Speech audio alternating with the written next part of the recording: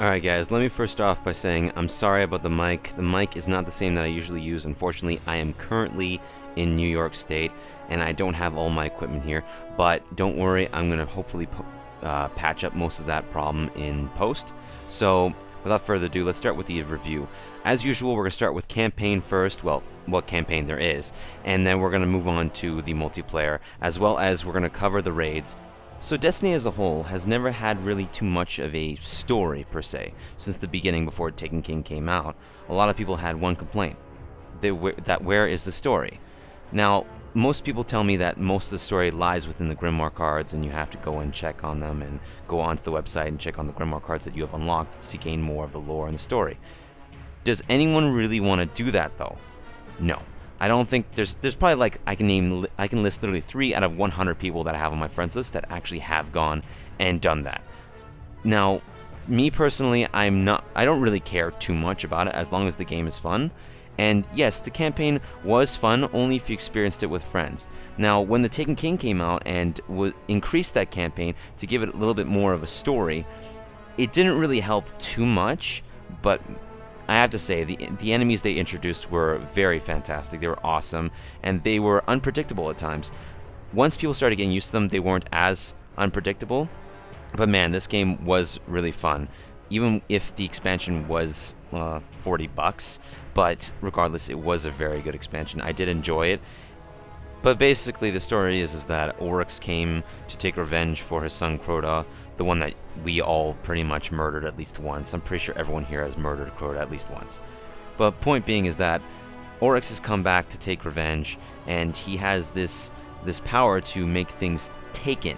And I'm not too sure the story behind how he gained this power, and to be honest, I really don't want to cover that. But that's enough about campaign, as there isn't much to cover on that. Destiny never had too big of a campaign to begin with, nor much of a story. So let's move on to the actual raid that they introduced in the Taken King, which is called King's Fall.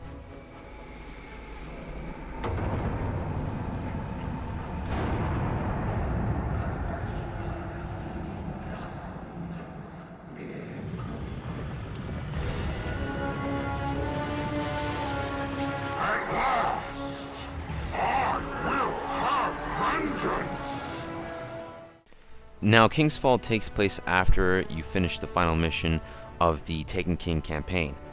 Now, the King's Fall raid itself is a very easy way of gaining light levels, I have to say. It was how I got to light level 334, and then I did a few strikes here and there to get to light level 335. It's not as hard as it used to be before the new patch came out, increasing light level to 335 to get high light levels. See, when I first stopped playing the game, I was light level 313 and the cap was 320. So I stopped playing the game for a long time, and my friend said, hey, you should come play Destiny. So I hopped on the Destiny bandwagon again, and I started playing, and within a week and a half, I have to say, I got to level 335. It was not difficult. Not as difficult as it was back in year 1. So, overall, should you play the King's Fall raid? Yes, it's really fun. It's amazingly fun, especially if you have friends that you know and trust.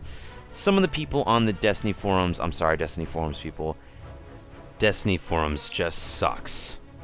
Don't get me wrong, it can be good at times, but for the most part, it just sucks because it's always a gamble. Just like with any other game, it's always a gamble because you're going to run into either A, the good people, B, the bad people, C, the overall shitty people, not because they suck, but because they grieve, they're negative. But when you find that right group, man, this raid is awesome. It's so much fun. And you are really going to enjoy it. You just got to find that right group.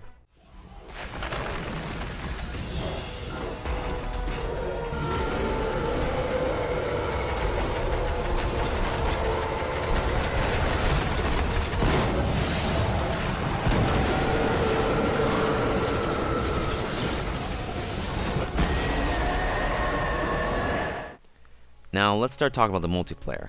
For me, I personally don't ever play the multiplayer unless Iron Banner comes around, and I've never played a single game of Trials of Osiris. So I'm not going to be covering Trials of Osiris. I'll be covering Iron Banner and some of the few PvP playlists that they have.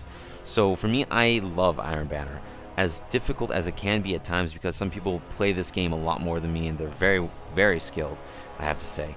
but this is one of those game modes where light level does factor in. My light level was, at the time when I started playing Iron Banner, was 334. So I was doing pretty good. I never really had too much of a problem on Iron Banner to begin with, because for me, this game kind of reminds me of Halo, and I love playing Halo multiplayer. So it's very similar, but there's a few little key things like the supers and whatnot that does change the gameplay a little bit. Now, should you play the multiplayer? Yes and no.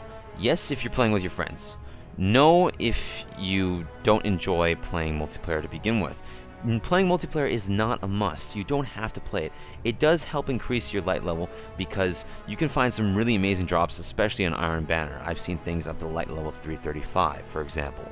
Now, the Iron Banner also helped me increase my level to close to 335.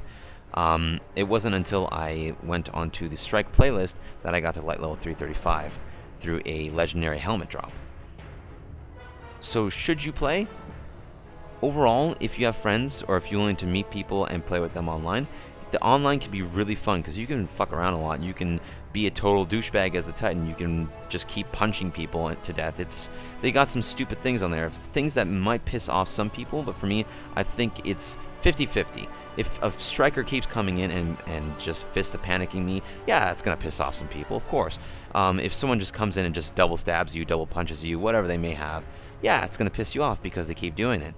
If someone's just literally running around the map and they just shoulder charge you every single time you respawn, is it gonna piss you off? Yeah, probably. But for me, I do get a little bit pissed off at times, only if I've had like 0 hours of sleep. Other than that, I'll sit there like, really? Did you just shoulder charge me twice, 3 times in a row? And does it make them win? No, not necessarily. Usually when people play like that, they actually lose the game most of the time. They don't actually win because they're not actually playing to win. They're playing to have fun. Sure, it's fun to piss people off, but will it guarantee you a win? No. But see, that's where the RNG system comes to play. RNG in this game, it's kind of annoying because the people that do the best or try really hard or play to get what they want, which is good gear, you're not always going to get it because it's an RNG system. You're not guaranteed a good drop for getting top of the leaderboard. I've gone games, I've had like 3 or 4 in a row games where I've done the best on our team. Not saying I'm the best player out there, I'm just saying I did the best on our team as of that game. Did I get a good drop? No. I'd say literally 4 out of 5 games you get no good drops. I'm not even joking about that ratio. You usually get garbage drops. But I've rambled on enough about the multiplayer. I think it's time I get to conclusion. Conclusion overall, I would get this game if it's below $30. This game can be fun, but this game is mostly for those who are okay with grinding or playing a lot to get to the high light level that they're seeking. Now, for me, I would say the year ones had it harder. For you newcomers that are trying to get to a high light level, if you play this game for continuously for 2, maybe 2.5 weeks straight, you will reach light level 335 if you really just keep playing nonstop. I'd say at least 4 hours a day into this game and you'll get to light level 335 in no time. It's not very difficult to get it just because most of the good drops are in King's Fall raid and Iron Banner if it's active. You can also get really good drops in Trials of Osiris. So should you get this game? Yes, wait till it's cheap though. Like I'd say $40 maximum. Cheapest I've seen is $10. Definitely jump on this game for sure. It's a very fun game. It can be fun. The multiplayer can be annoying at times, but still fun if you're in a fire team. Same thing can be said about King's Fall raid. Fun if you're with a fire team, or if you run into a group that's actually really nice on the forums. And if you're going to get this game, get the companion app. If you do not get the companion app, you're going to have a nightmare transferring stuff between characters and from your storage to your character. If you only have one character, it's not going to be as big of a nightmare, but who wants to go back to the tower or the reef just to get their items? So I recommend getting the companion app. I recommend playing the King's Fall raid. The PvP isn't a must, but it can be fun, so go ahead and try it out. Thanks so much for tuning in, guys. I know this was a really long review, and I appreciate your time. Hope you guys enjoyed.